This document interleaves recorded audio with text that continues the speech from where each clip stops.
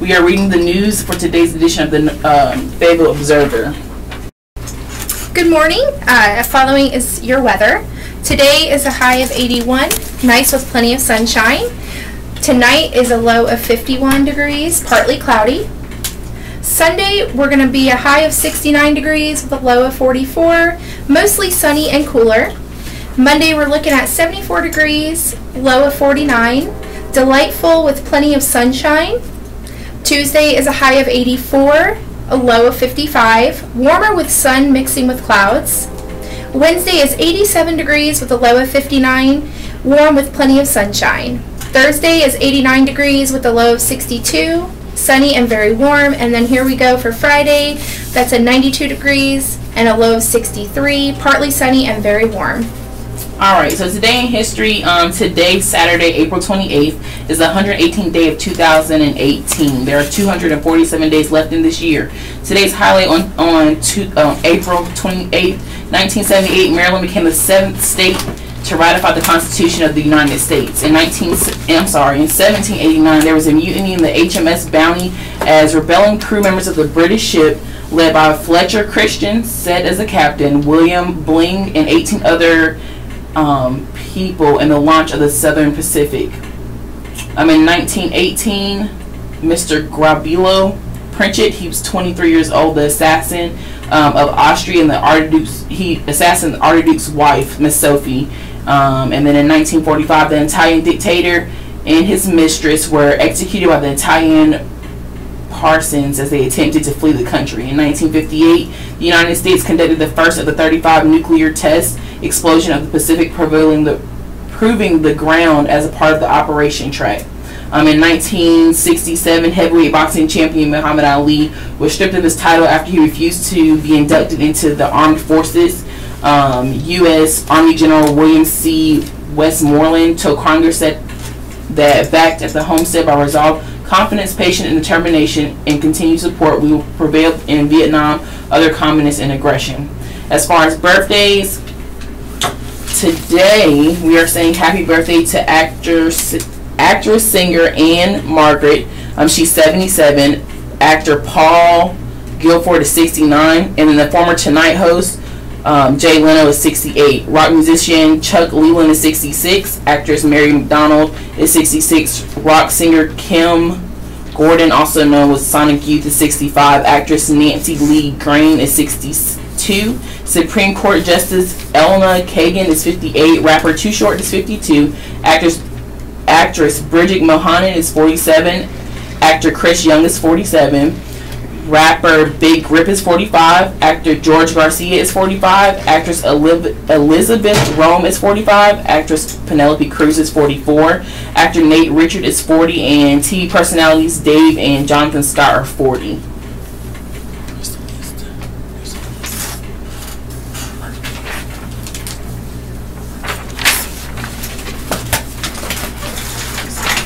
Wow, 52, huh? For Too Short? I never would have guessed he was 52 years old. Happy birthday, Too Short! Alright, so as we're getting the birthday list, for anybody who's not on our birthday list, we do want to wish you a happy birthday for today and tomorrow. We wish everybody a happy birthday if you don't hear from us, if your name's not on the birthday list.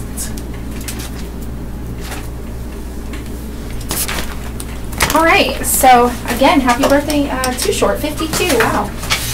Okay, so here we go. This is in the Need to Know. Archaeology at Lumber River State Park. The North Carolina Office of State Archaeology will hold a public Archaeology Day at the wire pasture access of Lumber River State Park today from 10 a.m. to 3 p.m.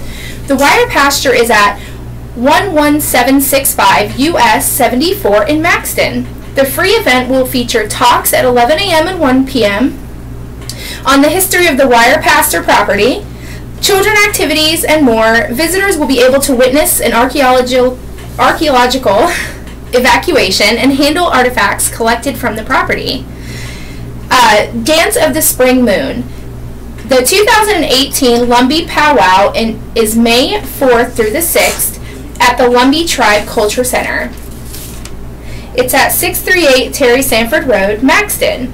It will feature tribal dancing, living history, storytelling, food, crafts, and vendors.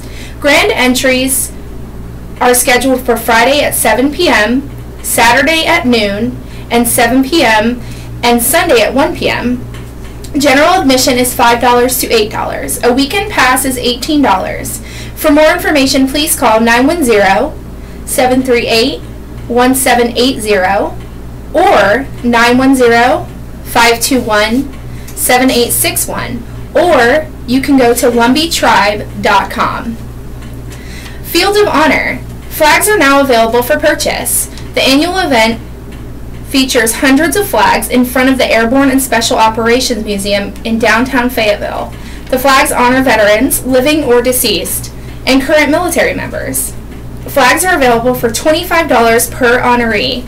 They may be purchased at the museum gift shop by calling 643-2778 or 643-2773 or online at shop.asom like Mary, F like Frank.org. The opening ceremony for the Field of Honor is scheduled for May 19th at 10 a.m. The flags will stay up through July 7th. Proceeds benefit the Airborne and Special Operations Museum Foundation. For more information, please call 643-2778. We want to hear from you. Please submit your events in writing at least 10 days in advance. Email calendar@fayobserver.com, or you can fax details to 486-3545. For questions, please call 486-3500. And just to let y'all know, we do want to say thank you for your service. Any military veteran, any person who's currently in the military, or anybody who was in the military. As we move on, we're going to go to animals and restaurants. It's covered by the ADA and DHHS. There was a question: is there not anything that can be done about people carrying animals in restaurants and grocery stores? Restaurants and grocery stores have been inspected for cleanliness by the health department, and people serving food are supposed to be wearing gloves and their hair covered. And then people bring animals in that shed hair, have fleas and ticks. That shows no respect for people who do not want animals around when they eat or shop. This companion animal thing has gone too far and needs to be stopped. There is no reason to have a companion animal unless you are blind. The animals should be left in their owner's home. There are also kennels to keep animals when you travel. What happens to having respect for other people? The Disability Act and federal mandate defines service animal as any dog that is individually trained to do work or perform tasks for the benefit of an individual with a disability, including a physical, sensory, psychiatric, intellectual, or mental disability. It further says service animals must perform work or tasks specifically related to the owner's disability, according to the information posted on the North Carolina Department of Health and Human Services website. This would include assisting those who are blind or visually impaired, alerting an owner who is deaf or hard of hearing, providing nonviolent protection or rescue work such as pulling a wheelchair, retrieving items such as medicines or phones, supporting an owner who has mobility issues, and helping those who have psychiatric or neurological disabilities that result in impulsive or destructive behaviors. That was on the website. Therapy dogs, emotional support dogs, and companion dogs are not service animals as defined by the ADA, the website said. As a waiter or waitress can inquire about a person's disability but can ask if the service animal is required for the purpose of what work or task the service animal being trained to perform. As under the ADA, business must allow service dogs to accompany owners in areas where customers are allowed to go. To refuse service to someone with a service animal is a discrimination in violation of the federal, state, and civil laws. A side note, just so there's no surprise, but the ADA has been amended to include miniature horses that are trained to work or do tasks that are for those with disabilities. This little guy and gals are usually 24 to 34 inches in height and weigh about 70 to 100 pounds. It's the size of a dog, basically. A big dog. As a service personnel, there are regulations set forth for the NC Food Code Manual, which are posted in the North Carolina's Health and Human Services website under the environmental health screening. Wow. All right. So public safety. Cumberland County arrest. Casey Renee Craig, 30 of the 57 block of Double Oaks Drive, was charged Friday with obtaining property by false pretense and conspiracy. Bail was set at $2,500. Robbery, Cumberland Road. Omar Yambo reported at 11:13 p.m. Wednesday that he was robbed at gunpoint of money while in the parking lot of Cumberland Road. Alright, so as y'all know, the Dogwood Festival is going on this weekend. Old School rules at Dogwood's first day. Old School felt new again, and the 36th annual Dogwood Festival go underway Friday night. For the first time, the festival featured hip-hop and rap acts in starring roles, as 80s and 90s artists Young MC, Coolio, and Rob Bass took the stage in the festival park. Someone said, I'm going to do some new stuff for y'all, and I'm going to do some old stuff for y'all, so y'all are going to bust a move for sure. That was Young MC, best known for his 1989 hit, Bust a Move. By the time Young MC took the stage, it was already getting dark. Guests had been enjoying the food, drinks, and warm-up acts for more than 2 hours. The weather was cooperative with clear skies, warm temperatures, and gave the way. Nice weather is in the forecast for the rest of the festival, which continues through Sunday in downtown Fayetteville. Some people check out the food stand selling everything from chili cheese fries to deep fried Oreos. Ooh, that sounds good. I know, I love While parents watch their children enjoy the rides in the kids area, Darian Thomas and Marcella Thomas were two of the two early arrivals on Fridays. The couple was engaged, they said. Today is my day off and been working a lot. It's a date night. Sounds nice. Darren said he's mainly wanted to check out Coolio, best part from the 1995 hit Gangsta Paradise. Marciella says she was going with the flow. She said she was looking forward to more than the music. Food is good, the music is live, and the people are friendly. That's what she said. Helen Goodrich was sitting with her sons Giovanni, who's 6, Jonas, who is 7, and Devin, who is 9. Goodrich was wearing the LL Cool J t-shirt. The artist wasn't on the bill Friday night, but Goodrich said she didn't mind. She said, I'm here to see pretty much everybody. Rob Bass, Young MC, Coolio, therefore from my era, the late 80s. It's exciting that they brought something different to try bringing people together. As the crowd settled into the lawn chairs and blankets, local group Soul Decree launched into a set that included songs by Stevie Wonder, Rick James, James Brown, and Prince. The E. Smith Marching Band, the Magnificent Marching Machine, then entered the crowd. Lee Vassie, a Fayetteville singer who recently competed on the American Idol, performed the national anthem. And Young MC, wearing a diamond-checked shirt, took the stage as a smoke rose behind him, and guests recorded the set on their phones. Fayetteville, how are you doing tonight? He said, I am thankful for you having me here and showing something new. The rapper performed a 2008 number, Back at It, in rapid-fire fashion, following it up with the new single, Nocturnal. Before Young MC took the stage, Clyde Daggerfield was sitting in the festival park with his 3-year-old daughter, waiting for his wife, Miss Kimberly, to come back from buying a funnel cake. Dangerfield, a 55-year-old disabled veteran, said he was especially looking forward to Rob Bass's performance later that night. He's old school, like me. Nice. Alright, so colleges scheduled for graduation ceremonies. Elected officials, a retiring university president, and others will speak at college graduation ceremonies next month, with one school having to move its commencement exercises off campus for the first time due to the size of the graduating class. That's awesome. U.S. Senator Richard Burr, U.S. Rep. G.K. Butterfield, and State Senator Wesley Meredith are among the speakers.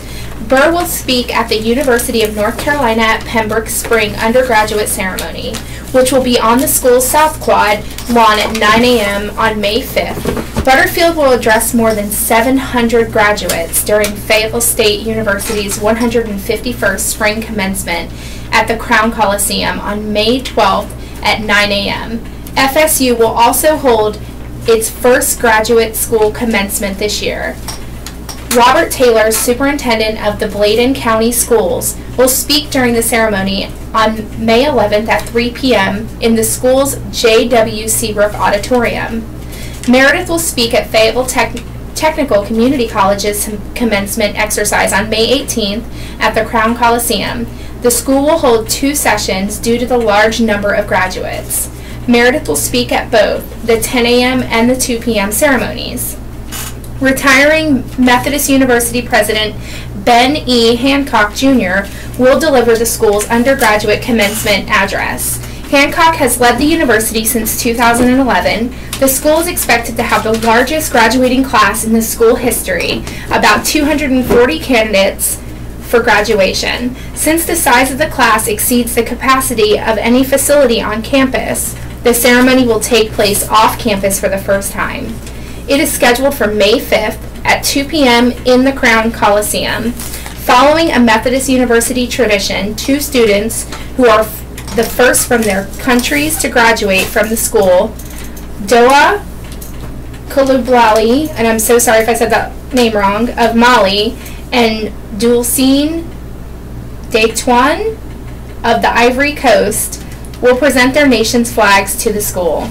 St. Andrews University will hold its commencement on May 6th. The Reverend James L. Morgan Jr. will speak at the service, which is scheduled for 9 a.m. on the school's D. Tamblin Library Terrace. About 115 students will get the Bachelor's of Arts, Bachelor's of Science, and Master's in Business Administration degrees. Campbell University will hold its undergraduate commencement ceremony at 9 a.m. on May 12th in its John W. Pope Convention Center. All right, so retiring president to address largest class of graduates. Ben E. Hancock Jr., the retiring president of Methodist University, will deliver the undergraduate commencement address at the university's 55th annual spring commencement scheduled for 2 p.m. on May 5th at the Crown Coliseum. And it is when the university will confer upon Howard Bullard Jr. an honorary doctorate humane letters degree to the trustee and longtime school supporter. Dickerson Sheffy, an orthopedic surgeon and university trustee, will give the graduation commencement address scheduled for 2 p.m. Friday in Huff Concert Hall on campus, followed by the Reverend Jesse Brunson, and retired pastor with the North Carolina Conference of the United Methodist Church, giving the baccalaureate address at 4:30. Also, in the concert hall, if you are wondering why commencement is at the Coliseum, it's because it's the largest graduating class in the university history at 241 students. Congratulations on that. Hancock, who has been the president since 2011, he retires May 31st. Congratulations on your retirement. Reverend W. Robert Martin III, class of 1986, will address students at the graduation scheduled for 4 p.m. on May 5th at St. Andrews University in Laurinburg. And Reverend James L. Morgan Jr. will deliver 9 a.m. commencement address May the 6th. Martin recently returned to Scotland County as a senior pastor at Laurinburg Presbyterian Church, while Morgan is president and chief executive officer of the Morgan County, an investment firm in nearby Laurel Hill. He is chairman of the Morgan Foundation and Philanthropic Family Foundation. Paul Baldessare, the university president, who will confer 77 degrees to approximately 115 students of Bachelor of Arts, Bachelor's of Science, and Master of Business Administration. What people don't realize is the council family is invested in FTCC. Larry King, school president, says that Jeanette Council, the Cumberland County Commissioner and former educator, on April 16th was named the honorary trustee of the Fayetteville Technical Community College. Dr. Jeanette Council is a dedicated leader who has given her support and commitment at the state level to our community, commissioners, citizens for so many years. King says honorary trustee is an extraordinary high privilege and honor. Members of the board and trustees, I couldn't think of anyone more deserving. Council served in North Carolina Board of Community Colleges from 1993 to 2005, and her husband, Thomas Council, served on the FTCC Board of Trustees from 1977 to 1989. The late H. Clifton Blue was the man who left me in the newspaper door. Robert Bob is the man. Wilson says that the late legislator newspaper publishes the founding of the trustee of Sandhills Community College on December 4th, 1963. I was 16 years old, Aberdeen high school student. Wilson was managing editor of the Fayetteville Observer from 1974 until 1989. We hope that her extended community will turn out so that our far-flung family can meet them and thank them for the 30 years of the embrace that Fayetteville has given my mom, Richard said. And just to say congratulations to everybody who's going to be graduating this spring. Congratulations. We're all trying to get where you're at right now. Congratulations. Alrighty, so more hurricane relief money coming. State and federal officials on Friday announced more Hurricane Matthew relief money is coming to Fayetteville and other areas that suffered damage during the October 2016 storm. The North Carolina Emergency Management Office this week told 4 committees that they soon will receive $2.2 million in hazard mitigation grant program money to help with homes damaged in the hurricane. The money is to be used to acquire, evaluate, or reconstruct homes, a news release says. This first award of HMGP funds will help 15 homeowners across the city of Fayetteville and Camden, Moore, and Nash counties move into more resilient homes. The news release says 8 of the properties will be acquired so the homeowner can find alternate housing outside of the floodplain, while 3 properties will be evaluated and 4 will be reconstructed. The award has $690,788 for Fayetteville, $152,854 for Moore County, $516,912 for Nash County, and $912,910 for Camden County. The Federal Emergency Management Agency said North Carolina will receive public assistance for grant awards for repairs to roads and bridges, plus repairs to the Devonwood Lower Dam in Fayetteville. The Devonwood grant of just over $1 million was previously announced by U.S. Representative Richard Hudson. It will be put toward the total estimate cost of $1.43 million. The FEMA grants to the North Carolina Department of Transportation include $1.2 million to repair roads and culverts in Cumberland County, $1 million for repairs in Harnett County, and $1.1 million for road damage in this region of North Carolina. Just as a side note, I found the birthday list. So I don't have any birthdays for today, but anybody whose name is not on this list, happy birthday. Bob Merritt is going to be April 29th, and then Miss Tiffany Warmack is April 29th as well, so we do want to wish you a happy birthday. I do want to add a side note. My baby's birthday is coming. She's the youngest of all of my children, which I only have 4, but that's still a lot, and she'll be 3 this week. So happy birthday, Emma. All right. Funding for the countywide water system is considered. Cumberland County Commissioners are looking for a new funding model as a way to pay the countywide water system. Commissioners held a special meeting Thursday to talk about capital investment fund that would allow the county to pay for capital projects without raising taxes. Money the county currently uses for capital projects would go into the fund, which could be used to immediately pay for some projects and borrow money for others. Commissioners previously have discussed using about $48 million for the fund to run water lines to Grace Creek area. Some residents have wells contaminated with Genex, a potentially cancer-causing compound. The commissioners also have talked about using money from the fund for renovations to the Crown Theater or building a performing arts center, building a county 911 dispatch center, contributing to the Civil War Center, and building a administration building and renovating the courthouse. A new version of funding models discussions by commissioners Thursday include $35 million of second phase. The water system that would run the lines in Stedman and Cedar Creek across those areas. The part of the project would start in 2033 according to the model.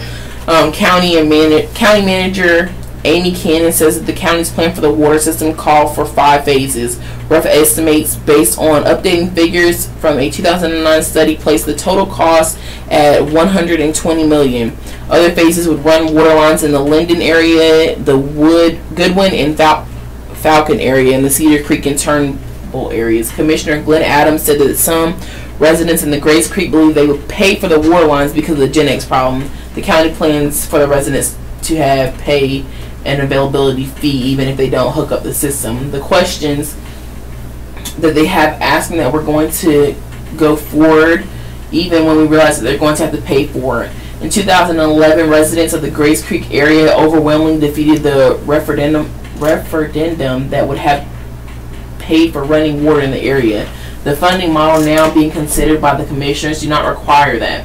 And all the projects now being considered for the model would cost nearly $202 million. Doug Carter, a financial consultant working for the county, says commissioners could change priorities for the project and the models each year. It's a living document.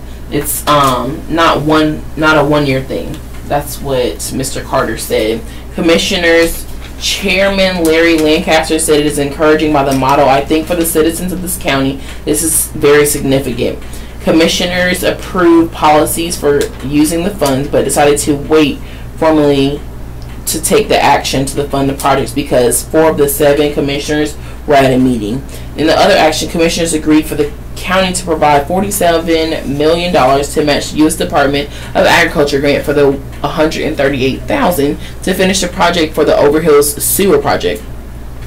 Some homes in the Overhills neighborhood were condemned because the septic tanks were not working and could not be repaired. Commissioners questioned why the $4.58 million project cost significantly more than planned. In 2016 of August, commissioners approved a bid with Park Construction of North Carolina Incorporated of Mooresville for the project of $3.6 million. County officials had negotiated an initial bid of $4.31 million down to $3.6 million after the company found more favorable soil conditions than expected. Jeffrey B. Brown, Cumberland County's engineering and infrastructure director, said that there were several issues with the project, including relocating a 36-inch main line, having to cut up and replace pavement and workers that could be under roads. Commissioners Jimmy Keffrey said companies would be considered this potential issues when it was made by the bid. It seems to me that the bid is just a suggestion, he said. Adams said that the county shouldn't have to pay the extra costs when the company couldn't bore under the roads. A bad bid is a bad bid. J. Cole to launch the music festival in North Carolina. Platinum-selling rapper J. Cole is honoring his home state by launching a music festival in North Carolina in September. Dreamville Records and Score More shows announced Friday that the inaugural Dreamville Festival will debut September 15th in Raleigh at the Dorothea Dix Park. Cole was born on a military base in Germany, was raised in Fayetteville. The rapper, born Jermaine Cole, graduated from Terry Sanford High School and later attended St. John's University in New York. While in New York, Cole had been rapping since his Fayetteville days, put together mixtapes. One of them came to the attention of rapper and entrepreneur Jay-Z, who signed Cole to his Rock Nation label. Cole's first album, Cole's World, The Signlight Story, was released in 2007. Born Sinner followed in 2013. Both went to #1 on the Billboard charts. Cole didn't forget his Fayetteville roots. He founded the nonprofit Dreamville Foundation, which has organized back-to-school supplies giveaways and other efforts for area children. Cole's third album, the 2014 Forest Hill Drive, took his name from the address of one of Cole's childhood homes. In August 2015, Cole was performing a sold-out show at the Crown Coliseum that featured surprise guests Jay-Z and Drake. The concert was filmed for an HBO special, J. Cole's Forest Hills Drive Homecoming. We've been trying to put this festival together for a few years now, said Ibrahim I.B. Hamad, Cole's manager and president of his label, Dreamville Records. It's just hard to come into a city and get the whole city to approve it and get behind you. So it was great that we took our time and really connected with the city and connected with the mayor. Early bird tickets for those who signed up for the DreamvilleFest.com went on sale Friday. Tickets for the general public go on the sale Monday. Performers will be announced at a later date. Hamad said fans can expect a mixture of local performers, acts from Dreamville label, and contemporary stars. It's going to be a variety of different acts that we love and excite us, he said. It's something that we want to build for years and years to come. Cole, who's 33, is announcing the festival is a week after his critically acclaimed 5th album, K.O.D., was released and broke streaming records. Billboard reported the album would debut at #1 on its 200 album chart. It would give Cole his 5th #1 effort on the chart. This album came out with really no promotion. We announced the album before we even put out a single, and there has been an incredible reaction. Probably the best reaction of any of his albums because he's comfortable in who he is and he knows what he wants to say, Hamad said. I will tell you, J. Cole, I will be attending that concert in September. I listen to your KOD album every day on the way to work. All right, so police identified victims of the St. Louis street shooting. The Fayetteville Police Department has identified the victims of the Thursday shooting that left one person dead and another injured. DeMarco Ehanran, 20 years old, was killed, and Carolyn McAaron, 70, was injured when somebody fired gunshots into a home on St. Louis Street just after midnight. The police department said in the news release Carolyn was taken to the Cape Valley Medical Center and has been released. Police said detectives with the police department's homicide unit are investigating and asked that anyone with information about the shooting contact them. The shooting happened on the 6500 block of South St. Louis Street, which is off Bunts Road between Rayford Road and Clifton Roads. One or more people fired gunshots into the home from the street. Police have said Fayetteville, the Crime Stoppers are offering a reward up to $1,000 for information that leads to an arrest. Anyone information about the case are asked to contact Detective Caldwell at 366-5853 or Crime Stoppers at 483-8477. Crime Stoppers information also can be submitted electronically at FAY-NCRR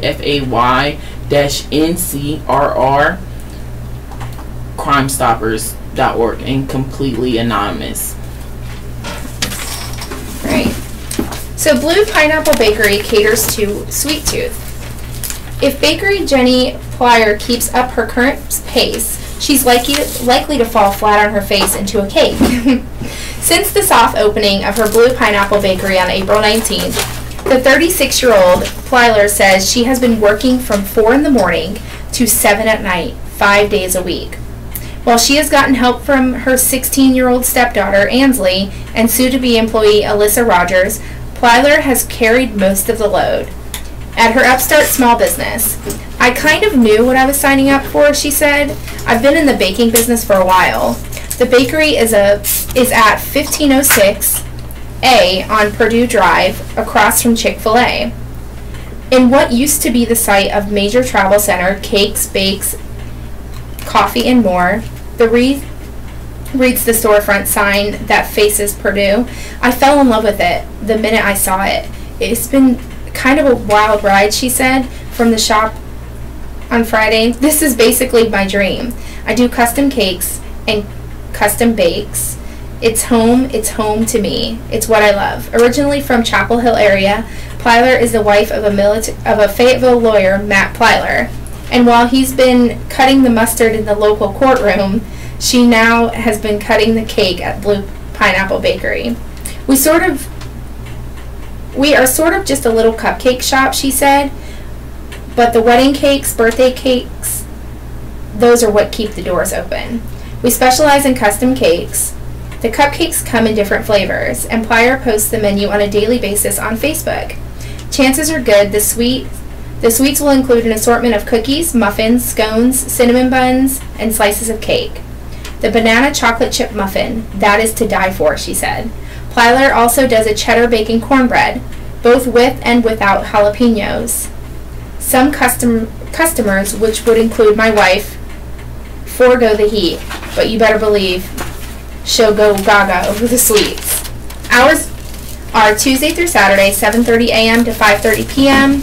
It's closed on Sunday and Monday. We're just happy to be here, she said. I've had a lot of positive feedback.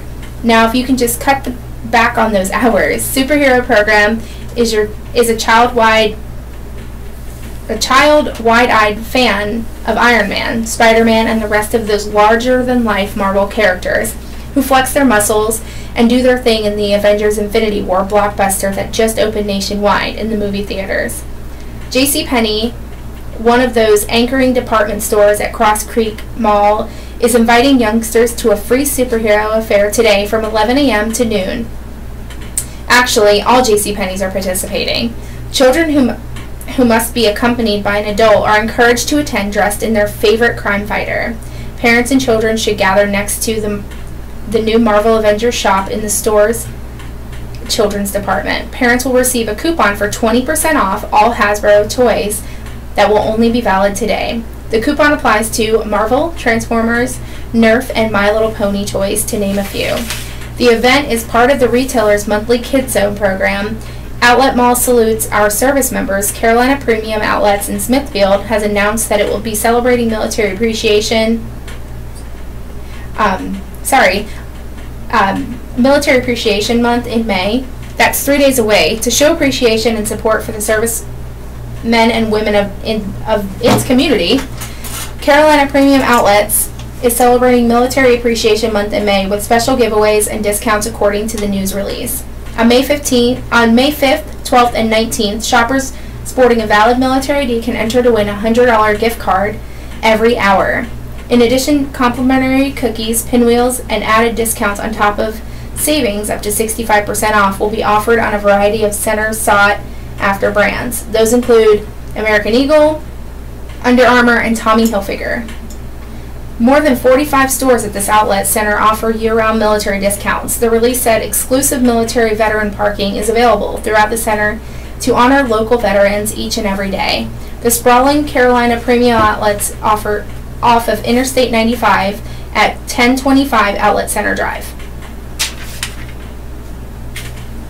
So, sex offender accused of being on campus 4 times. A registered sex offender who moved in with the Pine Forest Middle School employee is accused of being on campus on 4 occasions. According to the arrest documents in the Cumberland County Magistrate's Office, Virgil Wayne Holiday Jr., who's 32 years old, whose address was listed in the 6800 block of Candlewood Drive, was charged Friday with violating the state's sex offender registry by failing to notify authorities of a change of address. 4 counts of being on a protected premises and residence violation.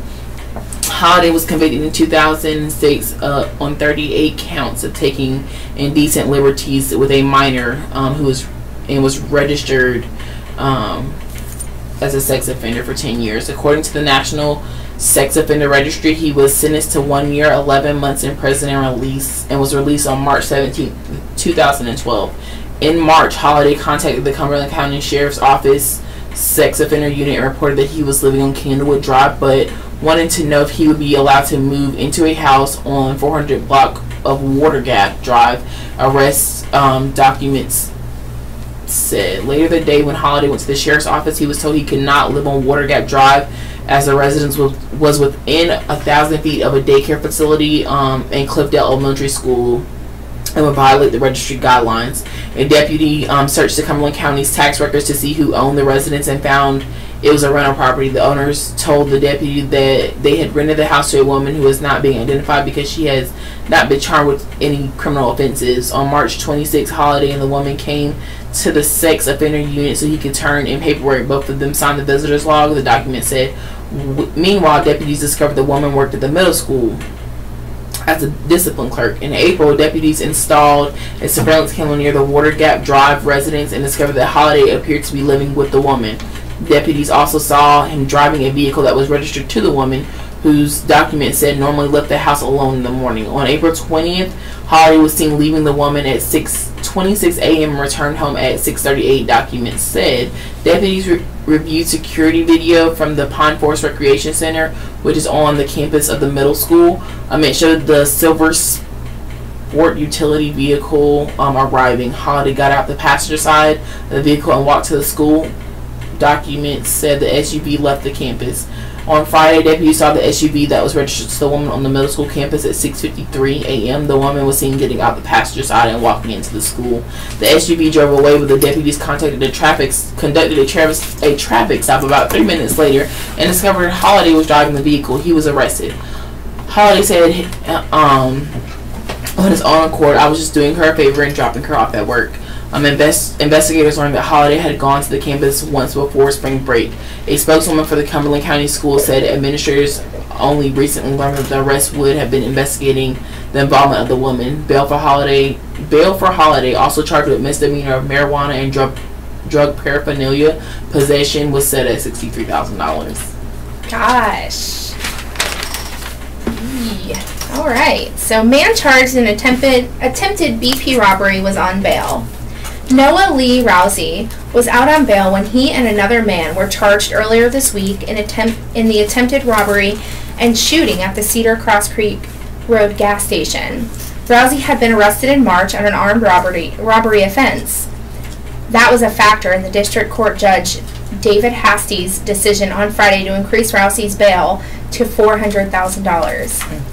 Right now, your bond is too low, Hasty said during Rousey's first appearance hearing at the Cumberland County Detention Center.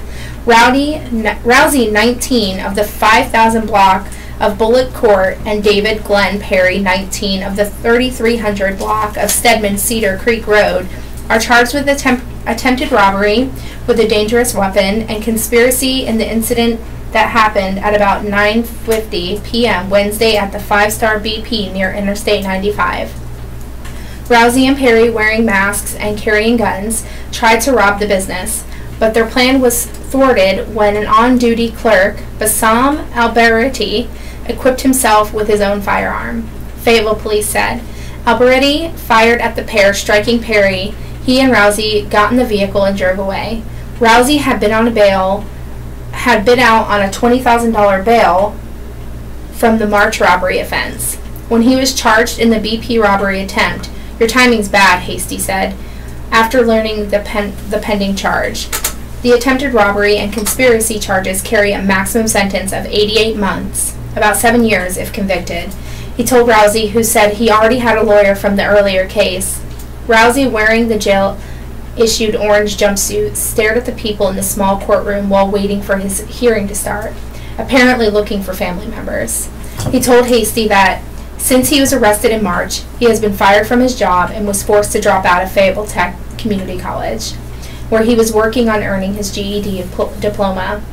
If Rousey posts bail and is released from the detention center, he will be required to wear a GPS ankle bracelet and be monitored by Fayetteville police, Hasty said. Rousey will have a 7 p.m. to 7 a.m. curfew and will not be allowed on Fayetteville Housing Authority property and pawn shops. Perry is still being treated from his injury and has not had a first appearance hearing. So a student was accused of selling drugs on campus. An East Bladen High School student is accused of selling drugs on campus. The Bladen County, from the Bladen County Sheriff's Office. Jasper Mackenzie Munn, 18 years old, of the 200 block of Blue Moon Drive, was arrested Friday and charged with possession of marijuana, maintaining a drug vehicle, possession with intent to manufacture, sell, or deliver marijuana, and misdemeanor possession of drug paraphernalia. Munn was arrested after the operation by narcotics agents. Sheriff James A. McVicker said in a release, bail was set at $5,500. Thanks. All right. So, a man charged with sex offenses. A Fayetteville man is accused of performing sex acts on a child under 13. According to arrest warrants in Cumberland County Magistrate Office, Antonio Richards, 66, of the 2900 block of Divers Street, was charged Friday with 2 counts of first-degree statutory sex offense. The alleged offense happened February 22nd, the warrant says. Bail was set at $150,000. A Lumberton man was charged with statutory rape as well. A Lumberton man is accused of sexually assaulting a child. According to the news release from the Robeson County Sheriff's Office, Darnell Singletary, 40 years old, was charged Friday with statutory rape of a child. The alleged assault was reported at the Sheriff's Office about 7:50 a.m. on April 21st.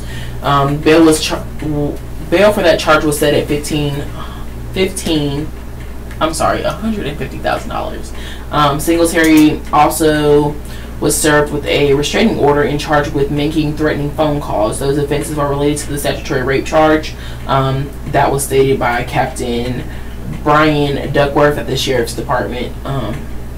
He's being held without bail on the phone call offense, and the Sheriff's Office is taking any information to call Detective Kevin Hickman at 910-671-3140. Teen charged in theft of 14 guns. A Fayetteville teen is accused of breaking into a neighbor's home and stealing 14 guns and other property.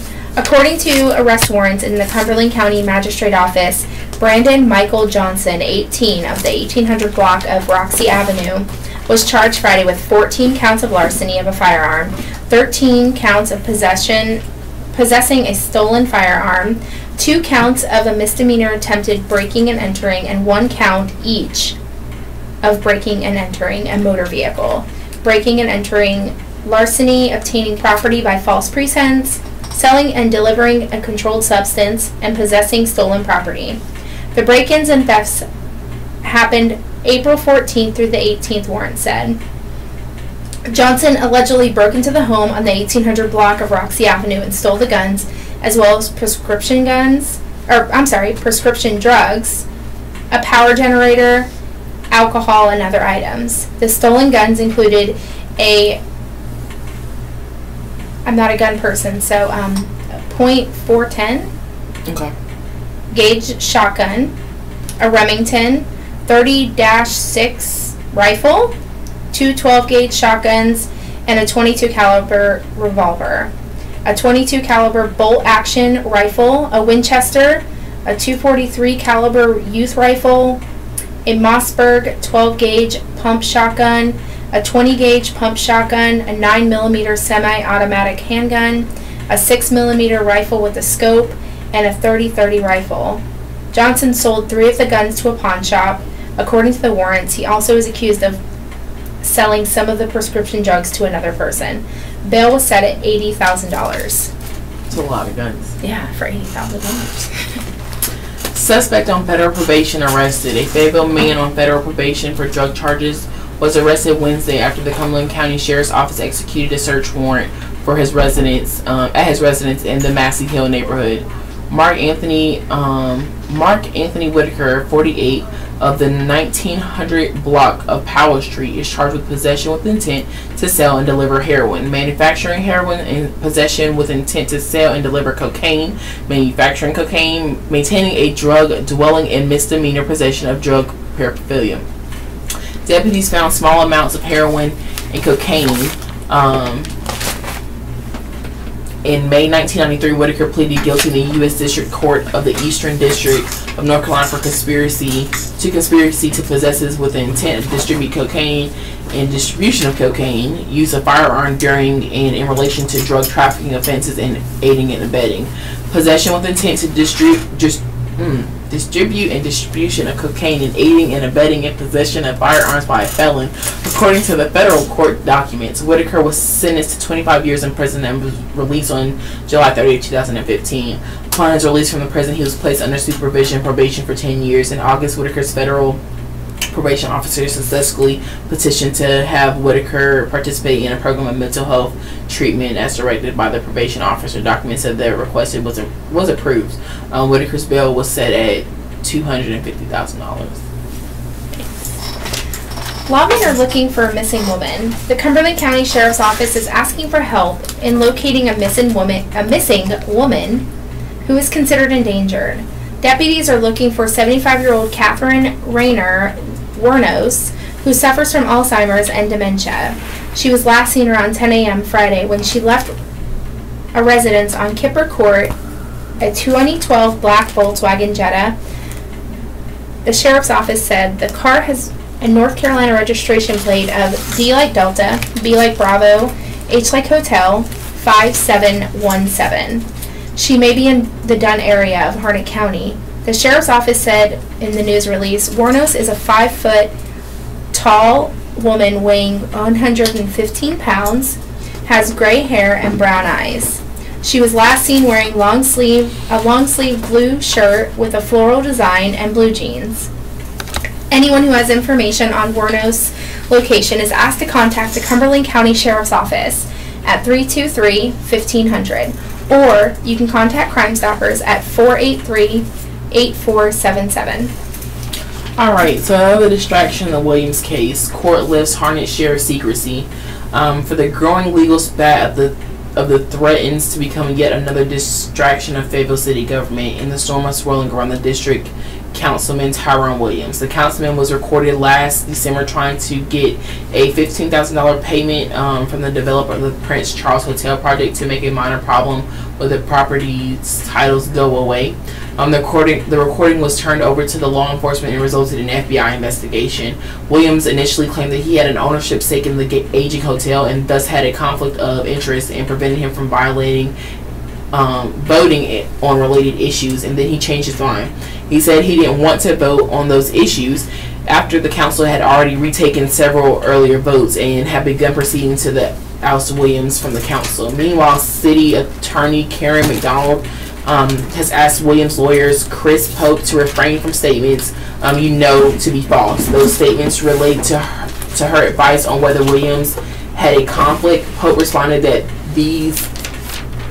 there appears to be factual disputes that likely needs to be settled in court. Oh, great. On top of that, Williams' mess, we now face an additional distraction of suing lawyers. This we far could become more than just I'm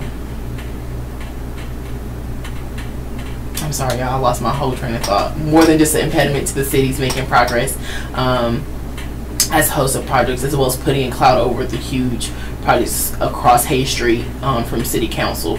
So it's likely to be dragged to the city's reputation through the mud when we thought that we had out-delivered the troubled past. For the U.S. District Judge Terrence Boland, who has unsealed documents that shed more light on the 2015 fatal shooting of the Harnett County's resident by a sheriff deputy, plaintiffs in the civil suit said that the death of John David Livingston was accumulation of a pattern of excessive force by former Harnett deputy Nicholas Cahigas and others in the sheriff's office. A grand jury declined to indict Cahigas, who was since resigned from the Harnett's force.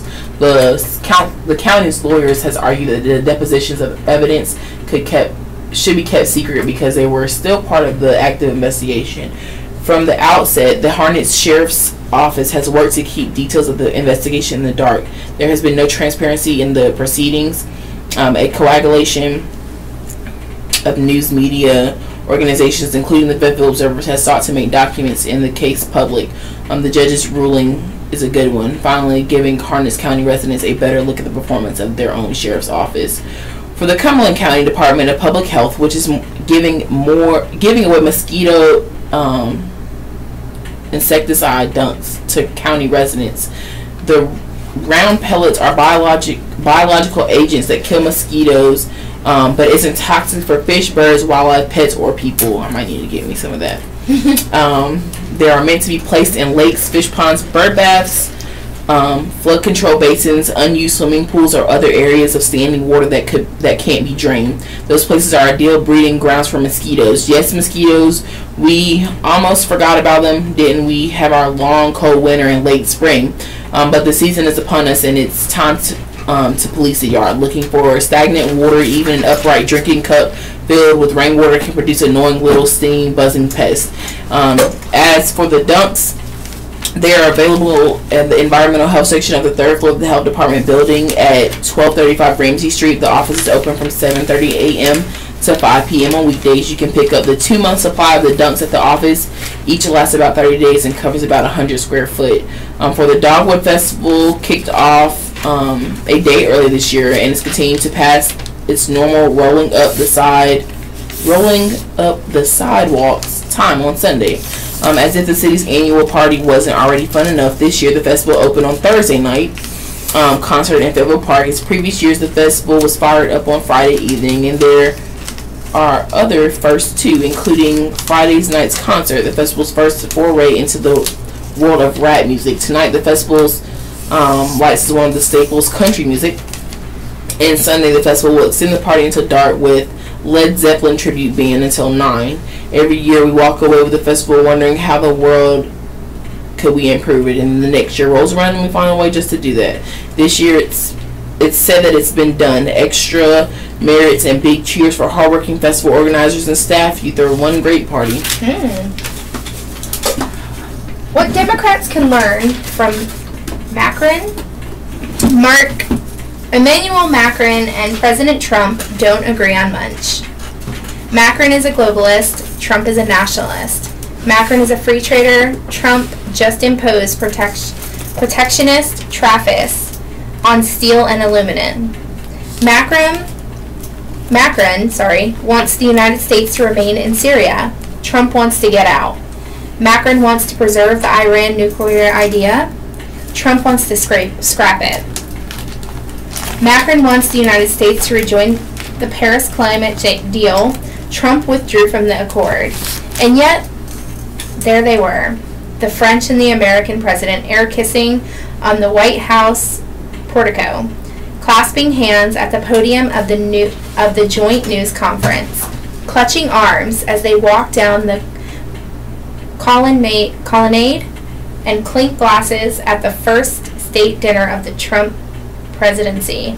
He is perfect, Trump declared of Macron. After brushing what he said was dandruff off the French leader's suit. The displays of the amity have left Washington and Paris agog at le bromance. How can two men so diametrically opposed get along so well? Simple. Macron holds his ground on issues that matter to him, but he treats the President of the United States with respect, and has found his respect reciprocated. Democrats in Washington should try it. In a toast at the state dinner, Macron explained his approach this way: "We both know that none of us easily change our mind, but we will work together, and we have this ability to listen to one another." Wouldn't it be refreshing to hear Senate Minority Leader Charles E. Schumer, Democrat of New York, or House Minority Leader Nancy Pelosi, Democrat California, say the same? At the end of his visit, Macron was asked how could he have such a warm relationship with Trump while disagreeing with him on so many issues. "It's the same thing in all families," he said. "Let's share the disagreements. To say, I disagree and I don't want to speak with you is ridiculous." Yes, it is. After Macron delivered an address to Congress in which he warned us against the dangers of isolationism, withdrawal, and nationalism, many suggest that his speech was a rebuke to Trump. No, it wasn't. Macron didn't rebuke the president. He expressed respectful disagreement on a host of issues. To many in Washington can no longer tell the difference. Instead, simply applauding Macron's words, perhaps Democrats ought to emulate Macron's actions. Today, the Democrat Party is no longer the opposition. It is a self-proclaimed resistance that considered its job to stop Trump from doing or accomplishing anything, even in areas where both parties traditionally cooperate, such as the approval of qualified nominees. Trump's candidates face near unified Democrat opposition, while cooperation on difficult issues such as tax cut or Obamacare may be a bridge too far. Democrats are so blinded by their contempt for Trump that they cannot bring themselves to work with him on issues where they profess to agree, such as infrastructure or extending protections under the Deferred Action for Childhood Arrivals program. These failures hurt the millions of ordinary people who depend on leaders in Washington to work together for the good of the country. Macron's visit has shown that it does not have to be this way. People can vigorously disagree and still find ways to work together. We have no way of knowing what deep down Macron really thinks of Trump. Perhaps the warmth between them is genuine, modeled as Macron suggests in his address to Congress on how Lafayette and Washington forged a tight relationship fueled by respect and affection. Or perhaps Macron has chosen to behave with respect and decency for the good of France and the world because he knows that stakes are too high to do otherwise. Democrats might want to do the same. Here at home, there is no shortage of critical challenges Republicans and Democrats Sorry. Here at home, there is no shortage of critical challenges Republicans and Democrats need to address, and the stakes are also too high to indulge feelings to contempt. Perhaps it's too much to expect a Trump-Schumer bromance or a Trump-Pelosi air kiss, but Macron's visit should provide a lesson for Democrats. It's amazing what you can accomplish when you treat a president of the United States with respect and dignity in his office. To which I can only say, Vive la France. You go, Macron. All right. So on some sadder news, right now we wanted to state that we give our condolences to anyone whose families who has passed away. I'm about to read the obituary, so we will wish our condolences to that. In Cumberland County, Larice M. Maynard, senior, 81, of Eastover. This will be happening at the Jerrigan Warren Funeral Home. Annie Mears, at the age of 95, of Fayetteville. That will be happening at Hearing Funeral Care and Cremations. Also, I have Miss Verna Brookshire at the age of 94 of Fayetteville. This is going to be happening at Adcock Funeral Home in Spring Lake. Demetrius Antoine McMillan, age 31 of Fayetteville. Wiseman Mortuary. Bessie Brown at age of 82 of Pittsboro, Wiseman Mortuary. In the Cape Fear region, I have Miss Susie M. Clyburn of New Haven, formerly of Laurinburg, McFadder Funeral Home. Moses McLaurin, of age of 81 of Elizabethtown, Johnson's Funeral Services. Charles E. Jackson, age 58 of Laurinburg, Purnell Funeral Home in Laurinburg. Nathan Johnson, age 84 of Fayetteville, and Johnson's Funeral Home. So funerals today that will be happening is Richardson, Miss Deborah Richardson, age of 62 of Southern Pines. It's going to be happening at 2 p.m. Greater Works Church of Deliverance Ministries at West End. The burial is Old Taylortown Cemetery, Taylortown Purnell Funeral Home in Southern Pines. John Thompson, age of 92 of Rowland at 2 p.m. St. Matthew's AIM Church in Hammer, South Carolina. The burial will be in Thompson Memorial Gardens of Rowland. Celebrations of life by Liggett Patterson Funeral Home. Franklin Musselwhite, age 63 of Fayetteville, 12:30 p.m. Rogers and Brent's Funeral Home. The burial will be at the Cumberland Memorial Garden Cemetery. It was performed by Rogers and Brent's Funeral Home. Antonio Contreras, age 29 of Fayetteville, at 11 a.m. Westside Wiseman Mortuary Chapel, and the burial will be at the Fayetteville Memorial Cemetery. Miss Linda Alford, age 51 of Lumberton, at 1 p.m. Mill Branch Baptist Church. The burial will be at Mount Zion Church Cemetery. George Atkins of Fayetteville, at 10:30 a.m. Cedar Falls Baptist Church, and the burial will be at Breer Creek Memorial Gardens. McKinley Harris, at age of 86 of Fayetteville, at 11 a.m. Kingdom Impact Global Ministries, and the burial will be at Lafayette Memorial Park. Margaret Sampson, of age of 71 of Fayetteville, it will be held at 2 p.m. New Vision Christian Church, and the burial will be at the New Vision Christian Church as well. Miss Rosa Rogers, at the age of 90 of Laurinburg, at 1 p.m. Galilee, it'll be at the Galilee Church. The burial will be at the Hillside Memorial Park Cemetery. Miss Betty Kernew, age 85 of Fayetteville, at 3 p.m. The Kingdom Hall of Jehovah's Witness, and the Fayetteville Cape Fear Cemetery. Miss Ometric Snow, age 35 of Rayford, at 2:30 p.m. The services will be held at the J.W. Turlington School in Rayford, and then the burial will be at the Hope County Cemetery. In Cumberland County, I have Latrice M. Maynard, Eastover. She passed away on Friday, April 27th, at the age of 81. Funeral services will be held on the 29th, which is tomorrow, at 3 p.m. at the Salem United Methodist Church, with Reverend David Beck officiating. Burial will follow at the church's cemetery. The family will receive friends from 2 to 3 p.m. Sunday prior to the service of the church. Deborah Sue Gillespie, Fayetteville. Miss Deborah Sue, she passed away at the age of 61. She passed away on April 26th. The funeral was going to be Saturday at 2 p.m. at West Dunn Funeral Home, Chapel of Irwin. Visitation at the West Dunn Funeral Home will be from 1 to 2. The burial will be at the Pleasant Grove Original Free Will Baptist Church ceremony. I'm saying ceremony. I'm meaning to say cemetery. I'm sorry.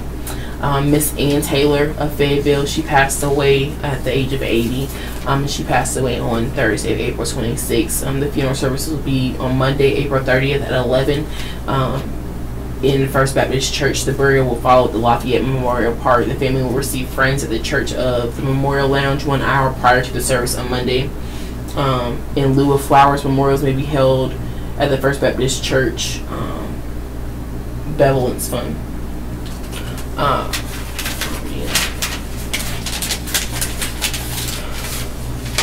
A retired Army soldier, Mr. Victor J.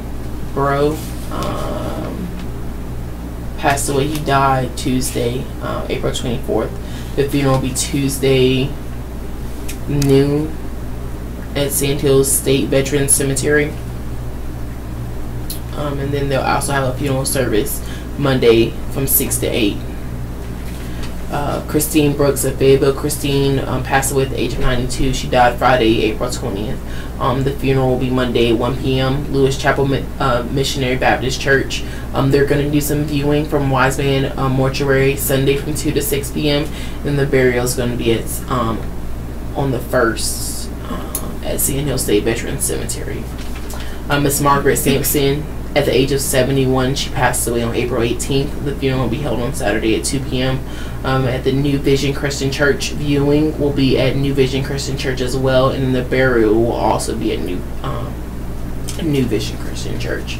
Miss Mary Elizabeth Rokowski of Spring Lake. Miss Mary passed away at the age of 82. She died on Tuesday, April 24th. The funeral will be held on Thursday at 11 a.m. at the Graveside Main Post Cemetery in Fort Bragg. In some other regions, we have Miss Shireen Rayner in Laurinburg. She passed away at the age of 64. She died Monday the 23rd. The funeral will be Sunday at 4 p.m. at the Galley United Methodist Church in Laurinburg. The viewing will be at the Purnell Funeral Home in Laurinburg, and they'll occur on Saturday from 3 to 6, and the burial will be at the Hillside Memorial Park. Miss Janita Hooks of Chatterburn. Okay, I've never heard that one, but of Chatterburn. She passed away at the age of 94. She died Thursday the 26th. The funeral will be at Sunday at 3 p.m. at the Samar Baptist Church in Whiteville. Visitation will be at that same church on Sunday from 2 to 3 p.m. and the burial will be at the church cemetery. Miss Kaylin J. Royal passed away at the age of 92. She passed away April 27th. Miss Roy's celebration of life will be held on Sunday, April 29th, 2008 at the Salemburg Baptist Church at 3 p.m.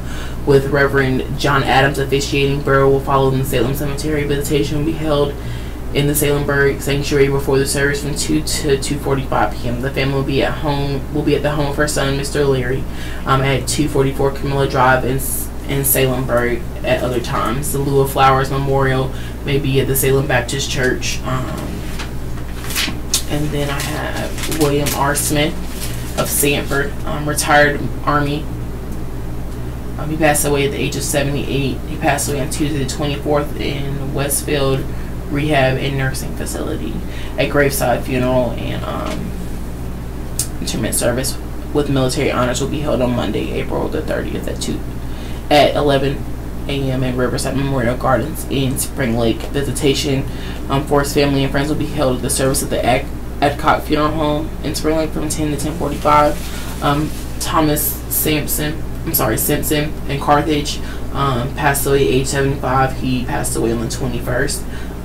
Memorial Saturday at 4 p.m. Tommy Simpson's home, which is 120 Hillcrest Road, Carthage.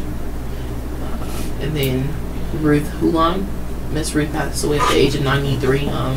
She died on Wednesday, April 25th. The memorial will be held on Monday at 3 p.m. the Skinner Smith Funeral Home. And then last but not least, Miss Evelyn Joyce Jackson. Miss Evelyn passed away at the age of 9 in Lillington. She passed away on Thursday the 26th. Graveside is going to be Saturday at 11 at the Irwin Memorial Park. And once again, we do want to say we wish our condolences to the families.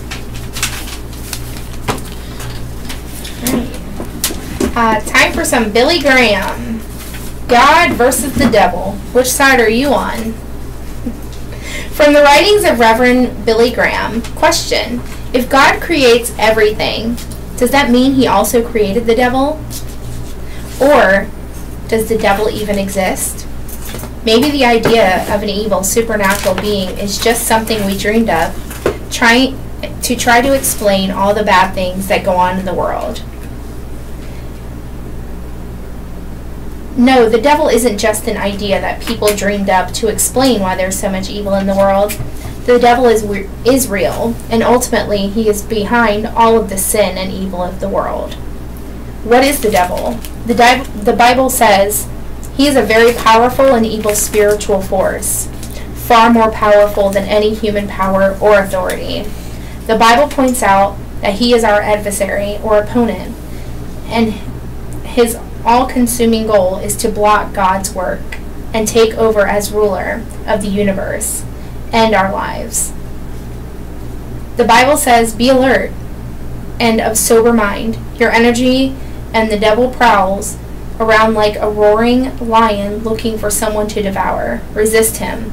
1 Peter 5:8-9. Although the Bible doesn't answer all of our questions about Satan, it indicates that before the world began, he was an angel of the highest rank, created by God to serve him. But he led a rebellion against God and tried to put himself in God's place. And since that time, he has been in constant conflict with God. This spiritual battle will continue until the end of the present age. Then Satan will be defeated, never to bother us again. Alright, so I have some Dear Abby. I'm sorry, I was reading it while she was talking because it's actually pretty interesting. Mom Mark's anniversary of marriage ending in divorce. The question is, Dear Abby, my parents were separated for most of my life and divorced 10 years ago. Dad and I don't talk much, but we do get together for special occasions and visits during vacations. Mom and I speak frequently and see each other as often as possible. My problem is, when I talk about doing something with Dad, she makes me feel guilty for not inviting her, even when my family is going to stay the night at Dad's. And every year on the date of their anniversary, my mom never fails to remind me how long they would have been married that year. It's uncomfortable, and I have told her that. But every year I get the call wondering why I haven't acknowledged their anniversary. Am I wrong for thinking it's strange to wish someone happy anniversary when a couple is no longer together and hasn't been for a decade? Am I wrong for not inviting her along with a few visits with my father? I'm at the point where I avoid talking about him, but I can't lie. I ask directly what our plans are. How can I stop these uncomfortable conversations? Dear Uncomfortable, please stop letting your mother make you feel guilty. You have done nothing wrong. She's acting like she's still married to your father, and the divorce is simply a vacation he has taken. If she asks if she can come with you to your father, an appropriate response would be to suggest she ask him that question, and expecting to congratulate her for her anniversary of a marriage that has failed strikes me as bizarre. That is bizarre. It's very bizarre.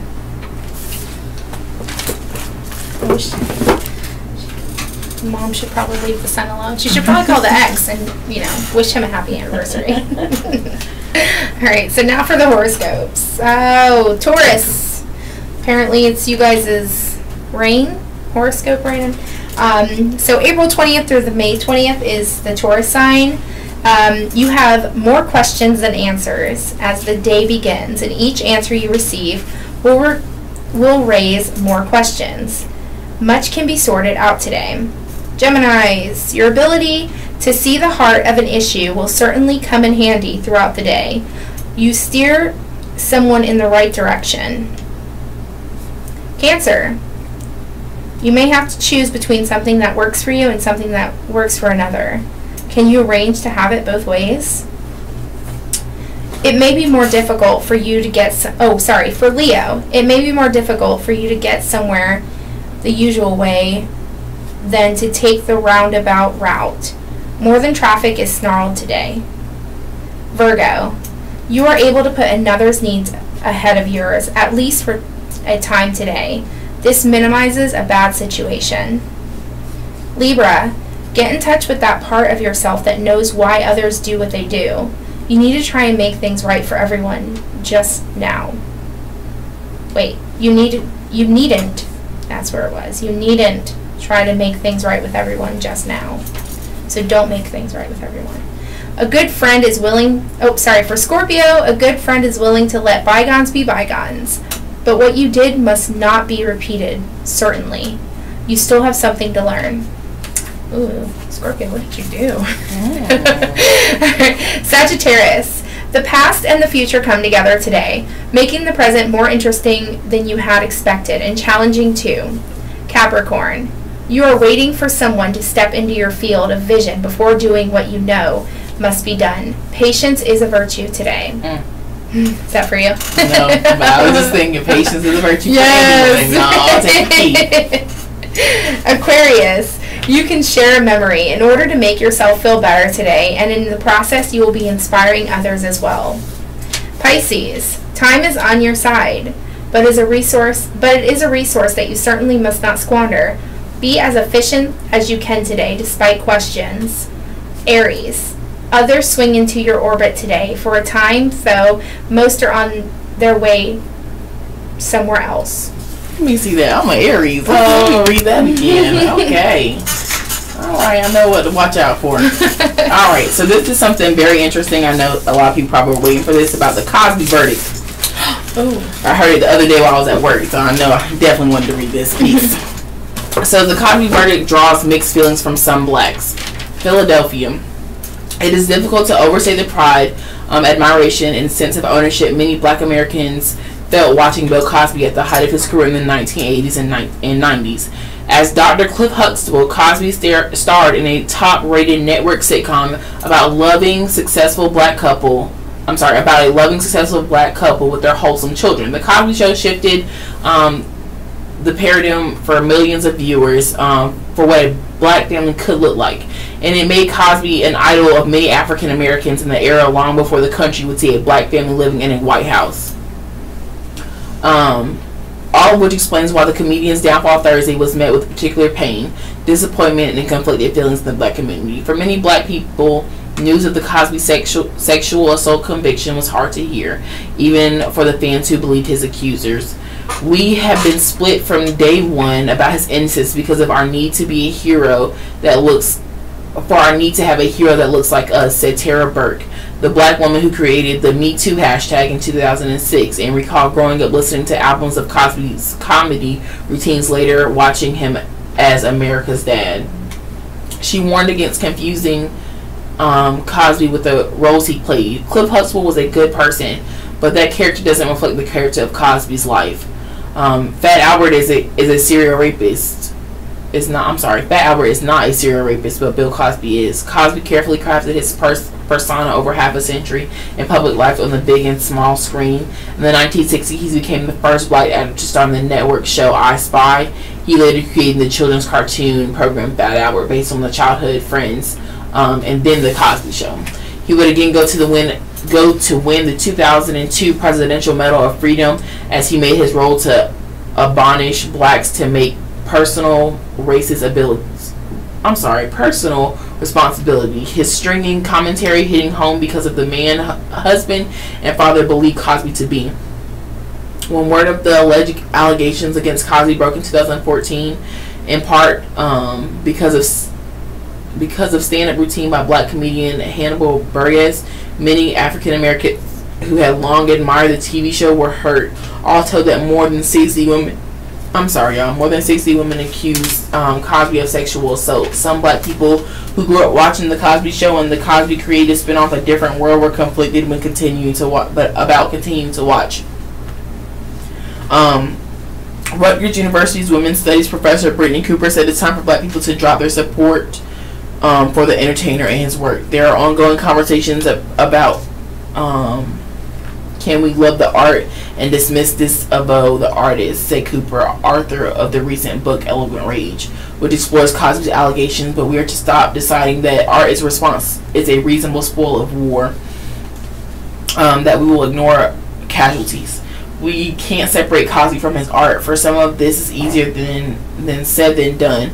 In rare front page essay, New York Times critic at large Wesley Morris laid bare his emotional starve about to divorce himself from Cosby's work in wake of the verdict. Dr. Cosby made the blackness palpitation to the country historically conditioned to think the worst of black people, wrote Morris, who is black and was born in Philadelphia, where Cosby is from. Mr. Cosby told a lot of jokes. This was his sickest one. Morris continued, how do I at least cleave this man from the man he seduced me into becoming?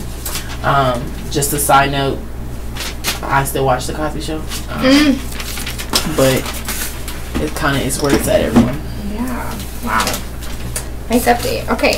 So Trump, Merkel, cordial, but no apparent movement on Iran. Washington. This time there were fewer hugs. President Donald Trump welcomed German Chancellor Angela Merkel to the White House on Friday for a visit for less than 3 hours. He greeted Merkel outside the West Wing with a handshake and a kiss on each cheek. A traditional welcome, but far short of the bountiful display of personal warmth that was seen earlier in the week when he hosted the French President Emmanuel Macron. For a lavish 3-day visit, Trump, in brief remarks along Merkel in the Oval Office, called her an extraordinary woman, congratulated her on the recent re-election, and disputed any idea that their rapport was frosty. We have a really great relationship. We actually have had a great relationship from the beginning, Trump said. Though her visit will be short on pomp, Merkel's message was similar to Macron's, that America and Europe need to bury the hatchet on key issues, from global trade to international security. On a joint press conference Friday afternoon, it was apparent that despite the back-to-back visits, Trump's divisions with Europe are still substantial. Trump is widely expected to withdraw the U.S. from the Iran nuclear accord next month, despite pleas from Macron earlier this week and Merkel Friday. Merkel used her meeting with Trump to try to paper over the differences, calling the Obama-era agreement a first step towards curtailing and containing Iran's regional ambitions, and suggesting openness to a side agreement. Trump has said he was open to new negotiations with Iran, but has not said whether he would heed European calls for the U.S. to stay in the deal which aims to restrict Iran's nuclear efforts. While those talks are underway, his decision is expected by May 12th. On trade, Merkel said there was little progress on seeking permanent exemptions for the EU from Trump's steel and aluminum tariffs. The decision lies with the president, she said. Trump implicitly scolded Germany for not meeting its defense spending obligations to NATO, saying it's essential that our NATO allies increase their financial contributions to the pact. Merkel said Germany's latest budget will take defense spending to 1.3% of GDP. She acknowledged that's far short of the 2% goal, but said Germany is still aiming for that over time. In the hours before Merkel's arrival to the White House, Trump himself took note of their limited schedule, which was to include a 30-minute Oval Office meeting, followed by a working lunch and joint news conference. Looking forward to meeting with Chancellor Angela Merkel of Germany today, Trump tweeted. So much to discuss, so little time. It will be good for both of our great countries. While Macron and Trump went to great lengths to display their affection through hearty handshakes and hugs, and at times air kisses, the president has not displayed the same chemistry with Merkel. In their first White House meeting last spring, Trump seemed to ignore photographers' prompts to give Merkel the traditional photo op handshake, and the German chancellor looked unhappily when Trump upbraided the NATO nations last summer for not spending enough on defense as he stood in NATO's gleaming New Brussels headquarters. This time, the two exchanged a handshake in the Oval Office. I'm actually supposed to read this every 30 minutes, y'all. I just kind of lost in time. So, just to let you know, this is the Southeastern North Carolina Radio Service reading service, a United Way partner agency. We broadcast from the campus of Fayetteville State University, and our signal is carried by the WUNC Chapel Hill. As a nonprofit agency, we rely on public donations. We request your support to continue our services, and when making charitable donations, please keep the SCNCRRS in mind. Our post office box number is 35029, Fayetteville, North Carolina 28303. If you have any questions or comments, please call us at 910-672-1600. Our toll-free number is 1-844-709-5656. So as I continue reading, letters to the Observer, mudslinging and Senate race. I recently received some mail about Kirk D. Veers, State Senate 19, from a political opponent. It doesn't match with the Kirk I've gotten to know. I first met Kirk when he was only elected official to attend the art show organization by Cape Fear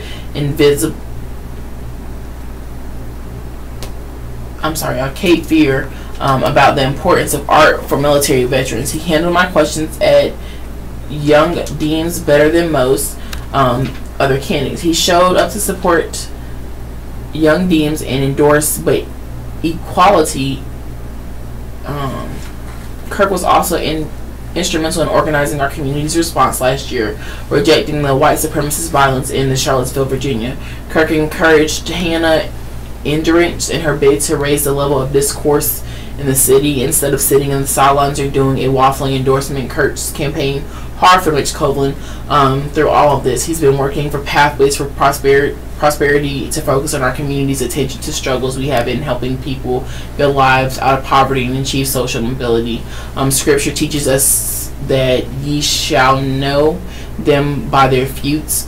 Matthew 7:16. This care and dedication is the Kirk I have seen, who I know. Mudslinging mail won't convince me otherwise. Be sure to vote. Early vote runs through May 5th, and the primary is on May 8th. For more information, visit ncvoter.org. World editorials. The Toronto Star reflects on social media social media and misogyny, which may have fueled the deadly van attack this week. Humankind is a narrative species. We instinctively seek to make sense of things, to find the storyline, and to crucially, its lessons. We always want to know why. In the aftermath of the murderous van attack on Toronto pedestrians, 10 dead, 14 injured, and after similar horrors around the world, we want to impose order on chaos. Find meaning in the seemingly random. More than anything, we want death to mean something. We want at least that comfort. Even as Toronto turned to the familiar ritual of leaving flowers on sidewalks, creating memorials on walls, holding prayer vigils, raising money for shattered families, we wish the irrational explained. It seemed certain, as the motive of the perpetrator was plumbed, that it would turn out to be familiar, a random targeting of scapegoats to compensate for his own hurt and torment, inadequacy or delusion. Yet there were hints the driver was selective in his victims. Police say that minutes before beginning his drive of devastation across Yonge Street sidewalks, the man posted a cryptic comment to Facebook, lauding an American mass killer motivated by hatred of women. Most of the victims, police said, were women. Beyond that, Detective Sergeant Graham Gibson said he could make no general and sweeping statement about motive, but it was difficult not to fill in the blanks and suspect misogyny as the motive fury. It should always be recalled that the perpetrator is not of another species. He is of us. Humanity has always been as capable of hatred and horror as of genius and grace. Poets and scientists both speak of the capacity for aberrance in the human psyche.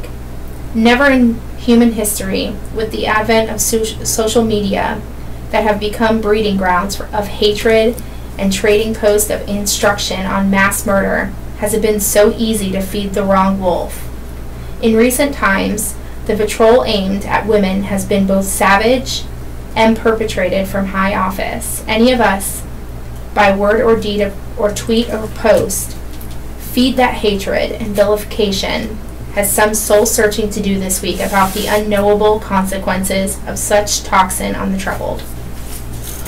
Just as a side note for anybody who does follow the NBA, the playoffs are still going on today. Game 7 of the Bucks and the Celtics, it starts at 8, and then tomorrow the Pacers will be playing the Cavaliers at 1. I had to look it up, so just to let y'all know if y'all listen.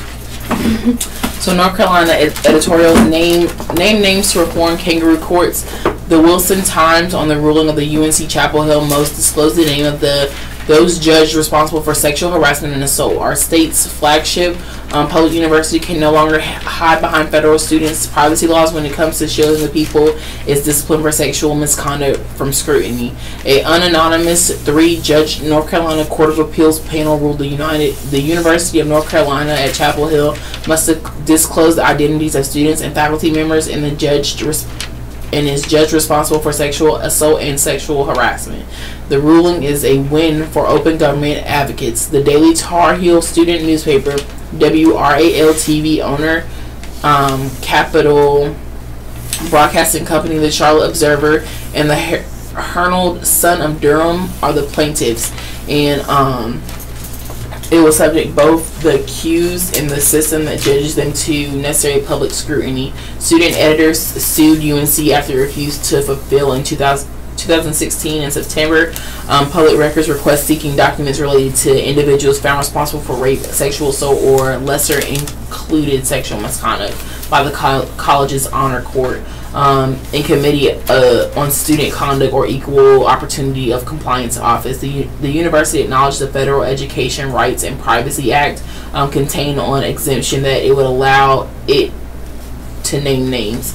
Attorney for the UNC argued, however, the FERPA grants colleagues discretion to determine whether the information should be released. UNC also argued that the federal law preempts or overrides the North Carolina Public Records Act. The 3-judge appellate panel found no conflict between FERPA provisions and state sunshine laws, concluding that the university can release public records without running afoul of Congress. The support is weak. Its weak legal arguments, the UNC padded its brief and doom and gloom predictions that made a little chicken a little blush. Disclosing the identities of those it determines that committed harassment and assault could find themselves as victims. Undetermined trust the campus judicial system deter victims from coming forward, lawyers agreed. Naming names is firmly in the public's interest. Classmates, professors, and members of the community at large should have the right to know when someone is judged responsible for sexual misconduct. Notice that students and faculty members are considered responsible rather than guilty. That's because universities are not courts and lack the authority to issue criminal or civil judgments. The harshest punishment a college can mete out is expulsion, and much campus disciplines fall far short from that. Releasing public records are often Financial campus hearings will rally victims and their advocates against insufficient punishments and will give wrongly accused and incentive to clear the names of in a real courtroom. Sunshine is the best disinfectant, and it could be saving grace that leads increased criminal prosecutors for college and sexual assault. Right. So, state dinner was not the start of Melania Trump's moment. First Lady Melania Trump is having a moment. By nearly all accounts, she acquitted herself well as hostess of the administration's first state dinner with Emmanuel Macron, the president of France, and his wife Brigitte as honored guests. The former model dazzled in a Chanel dress, and the Washington Post concluded that as the hostess, finally seems at ease as First Lady. But her exhale moment actually came earlier in the seemingly unlikely setting. The funeral last Saturday for one of her predecessors, former First Lady Barbara Bush. Before the funeral held in Houston, Melania, whose husband was not there due to security reasons, posed for a picture with President Obama, both Presidents Bush, President Bill Clinton, and former First Lady Michelle Obama, Laura Bush, and Hillary Clinton. That moment, captured by former White House photographer Paul Morris, went viral. I believe I know why. Amidst all of today's bitter partisanship, and the people in that picture did not look like bitter rivals. They looked like people who may have different opinions, but all of whom are part of a small group responsible for steering the ship of state or responsible for supporting spouses involved in the endeavor. I can only speculate how the addition of Melania's +1 might have changed the dynamic. It's hard to believe that it might have yielded a better photo. We won't know, and I'm fine with that. Melania Trump's radiant smile easily matches everyone else's in the picture, and she's standing next to Michelle Obama, with both wearing black. Melania's looks like she belongs, which is of course she does. As one person wrote on Twitter and quoted by Time magazine, "This is the beauty of the idea that is the United States of America. Born in Slovenia, Melania is a pretty darn good immigrant story. She is the first non-native woman to serve as First Lady. The irony cannot be missed that her story is playing out during a time where national tone toward immigrants has darkened. Thanks in no small part to her husband. She is quiet and circumspect." So Melania watchers look for any hints in her body language, her occasional tweets, anything they can grasp onto, and to get a feel of what she may be thinking. The broad smile she showcased this week stood out because they do not seem to have occurred with regularity in public events. Her actions, large and small, are magnified, and we wonder if she's trying to tell us something. Speculation started earlier, when she chose as her public service project a campaign against cyberbullying, the very thing that is part of her husband's Twitter life. She does not have friends who love to feed the media stories, but the narratives about her that are consistent are also the least surprising. That, for instance, she is devoted to her 12-year-old son, Barron, that the rumors of the porn actress Stormy Daniels and the Playboy women wound her deeply, but we got to see for ourselves some real fire when her husband's first wife, Ivana Trump, gave an interview in October in which she casually mentioned that she talked to Trump on the phone often.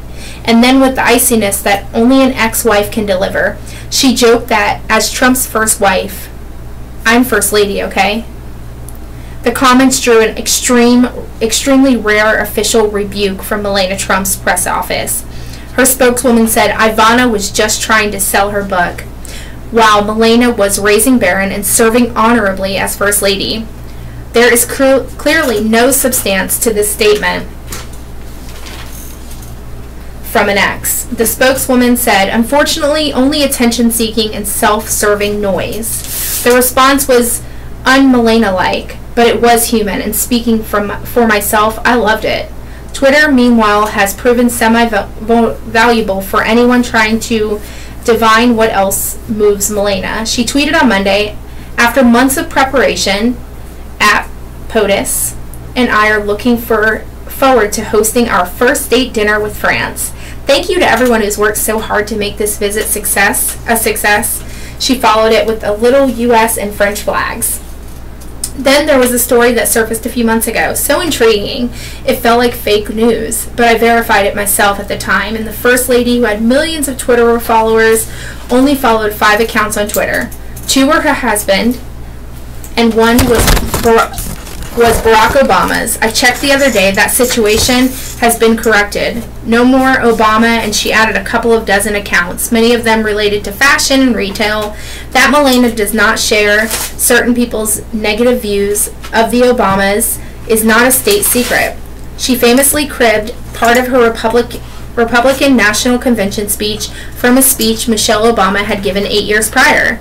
And I've noticed maybe it's related, maybe not, that Michelle Obama is one of the few people in the world who has criticized the Donald in some way and whom he never fires back at.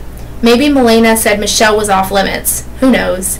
President Obama and Melania Trump sat next to each other during Barbara Bush's funeral, and a photograph caught them sharing a light moment, both smiling broadly. That image went viral too. Probably too much was made of it, but it does fit with my idea that 2 days before she was to play the perfect hostess, Melania Trump had publicly begun to feel more comfortable in her own skin at first as First Lady of the United States. Ugh, tongue twister. Alright, so something that I think everybody is kind of looking to hear more about, some stuff got recalled, some eggs got recalled. Yes, the lettuce. Some lettuce got recalled. So this article is saying restaurants claim customers say that their romaine is safe. Yeah, I think that was a big deal for everybody. So restaurants advise to their customers remain calm. That's funny, romaine. The government is still investigating how romaine lettuce from Yuma, Arizona, apparently became contaminated with E. coli bacteria as of Friday. At least 98 people in 22 states have gotten sick. According to the U.S. Centers of Disease Control and Prevention, growers in Yuma typically plant romaine lettuce between September and January during the peak of the harvest season, which runs from mid-November until the beginning of April. The Yuma region supplies most of the romaine lettuce sold in the United States. The outbreak came as the harvest of romaine was already near the end. At many restaurants around the country, romaine is still on the menu. Both family-run operations and big chains say they've checked with suppliers and are confident that the romaine comes from places that aren't affected by E. coli. If they're not sure, they keep replacing romaine with iceberg and other lettuce varieties. We've gotten a lot of people asking where we get our lettuce from, said Armando Alaya, the manager of Cavator, and then it's an Italian restaurant in Houston. They offer 3 dinner salads, including Caesar made tableside, with lettuce from California and local farms in Texas. As it turns out, a lot of the romaine lettuce came from California, which grows 74% of the nation's lettuce, according to the United States Department of Agriculture. Even Salads and Go, a chain of 12 restaurants in Arizona, gets its lettuce from California. Just Salads, which has 28 locations in New York City, New Jersey, Philadelphia, and Chicago, says it saw a spike in business this week after the social media blitz to assure customers that its romaine comes from Salinas, California. Supply chains manager Janie Lee said Just Salads already carried 5 other types of lettuce, but it recently added iceberg for people who were still concerned. Katie Caprice and her friend Amanda Larson both threw out romaine lettuce at home, and so did I. But it didn't stop their salad cravings. On Thursday, they were waiting in a long line at the Sweets Green restaurant in Philadelphia. I'm definitely making non-romaine choices, said Calabrese. I eat kale, Larson said. The CDC first announced the multi-state outbreak of E. coli on April 10th. By the end of the last week, it was advising customers, grocers, and restaurants not to eat whole heads of romaine or salad mixtures that might contain romaine unless they knew it wasn't grown in Yemen. The government is still investigating this outbreak, but generally E. coli is spread through human or animal feces, contaminated water, or improper handling. Salads Up, which has 2 restaurants in Ann Arbor, Michigan, and Madison, Wisconsin, says it didn't have to get rid of much of romaine since it didn't deliver. It gets deliveries almost daily. For now, it's replaced romaine with iceberg, says Salads Up co-founder Robert Maynard. Customers don't mind a temporary solution. It's general that they appreciate that we were taking precautionary steps. That's what he said. Burritos chain Chipotle also temporarily stopped serving romaine lettuce last week, but its California sourced romaine was back on the menu by Monday. McDonald's, Wendy's, and Chick-fil-A say none of their romaine in their U.S. stores comes from Yuma, but Chick-fil-A says it's making some salads with other lettuces or not offering them at all because of the shortage of romaine.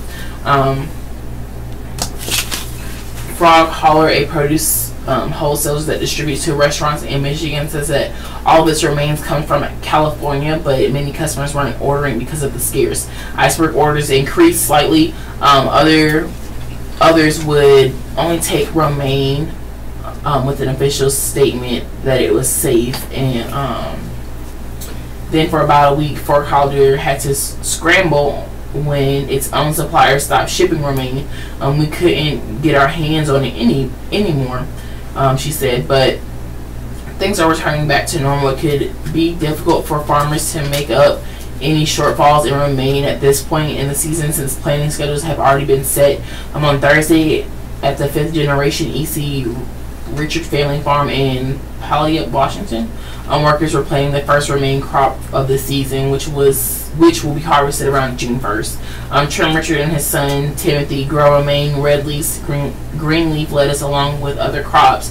They sell most of their lettuce to big grocery store chains. They also hope the E. coli issue is cleared up as soon as the people recognize the problem has affected all romaine lettuce. The Richards say that they use conventional fertilizations, not manure, and irrigate with well water to help keep crops safe. The biggest testament is that we eat it. That's true. I don't eat it. Alright, so Jazz Fest joy tempered by Neville's death. New Orleans, the 49th annual New Orleans Jazz and Heritage Festival opened Friday, a sun-drenched affair where the joy was tempered only by the news of the death of the New Orleans music idol. Charles Neville, a saxophone player since the 1950s and a stalwart for 3 decades with the Neville Brothers Band, died Thursday. Sting closed out opening day Friday evening, drawing throngs to one of the largest stages, with favorites including Synchronicity 2 and Every Little Thing She Does Is Magic. But his performance was scheduled simultaneously with a variety of other acts, including rock, blues, brass, and gospel. The cumulative of a day that would see well over 60 acts perform on more than a dozen stages.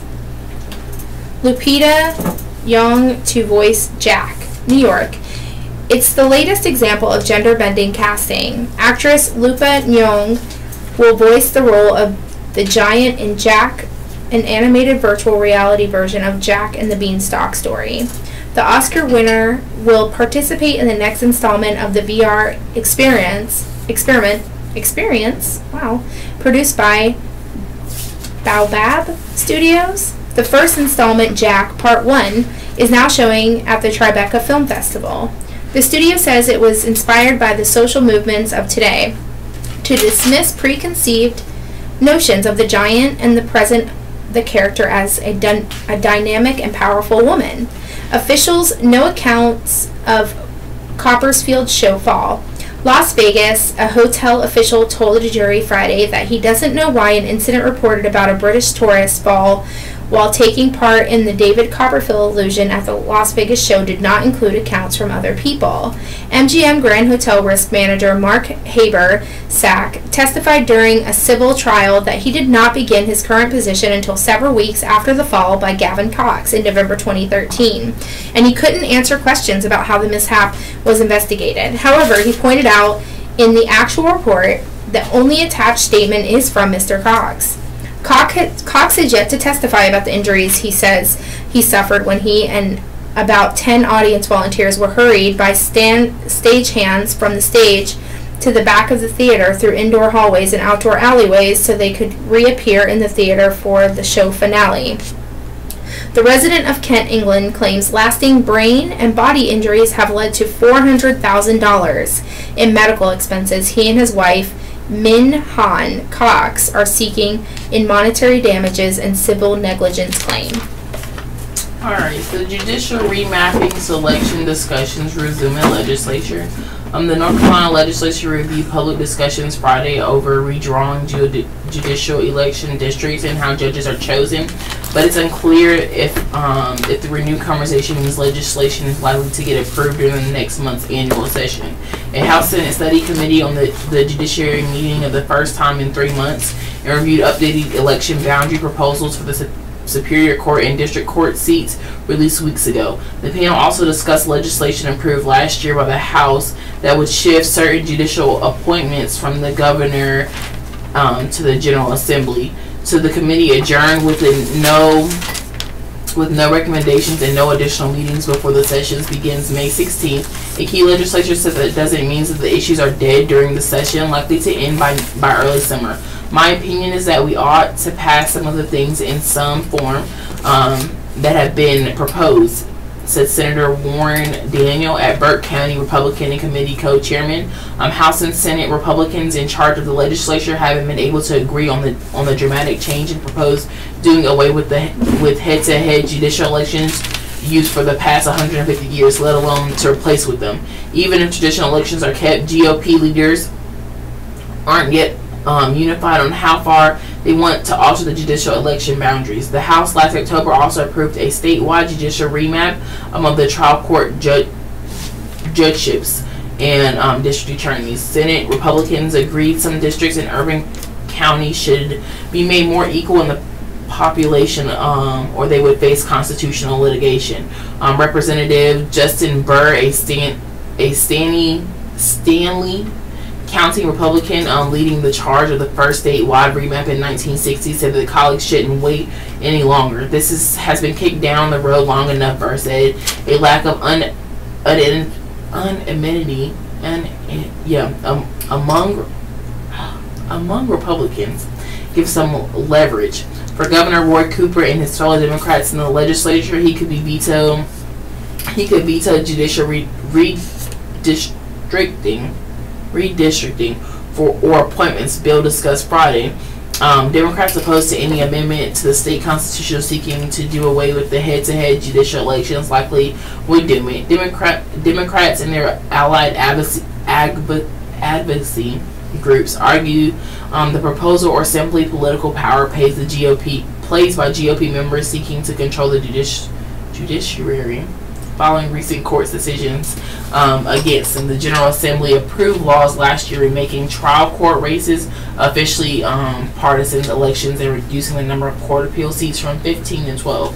One of the judicial appointment bills debated Friday would transfer the governor to the General Assembly to the authority to file district court vacancies. The other will let legislators appoint the handful of special trial court judges in the state of the complex or business-oriented cases. Currently, the special judges are nominated by the governor and subject to legislative confirmation. This just seems just bally political to me. That was said by Senator Terry Van Dunn, a Democrat. Burr said that the district court appointment proposals would bring more transparency to the selection process. The person filling the vacancy generally serves until the next election and can seek a full 4-term year. Currently, the governor fills the vacancy and does not have to appoint anyone from the list to recommend lawyers that area's attorney provide. Burr took giving the job to the legislature would promote public input, transparency, and broader accountability. The Democrats and even at least one Republican question the wisdom of General Assembly taking the responsibility about and whether appointment decisions should be made by the House Speaker, Senate Leader, and their top lieutenants. I would just loathe to get the General Assembly involved in another area that I'm not sure we know that much about, said GOP Rep. John Bluss and Guilford County, adding to the legislature a few people hold most cards. Right. So we only have a few minutes left. I'm probably going to only read a part of this article, and then we'll read the reminder about donating, and then Sarah, thank yous. Trump campaign cleared by House Intelligence Panel.